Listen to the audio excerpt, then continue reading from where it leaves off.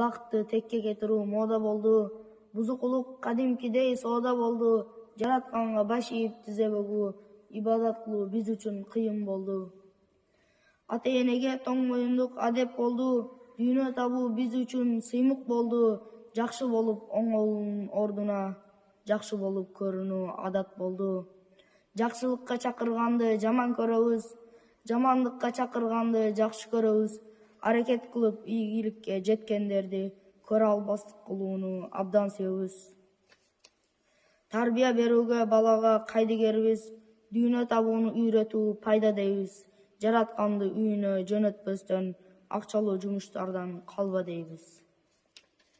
Эй тууганым, айта берсем сөз түгөнбөйт, көйгөйдү айта берсек эч өзгөрбөйт. Оңолууну баштасак өзүбүздөн, оңолбогон калбайт го өзгөрбөгөн. Аллах Таала кечирсин баарыбызды, кылып койгон күнөө иш катабызды, бактылуулукка себепчи болгон өкүмүнө кабыл кылсын Алла Таала жалпыбызды.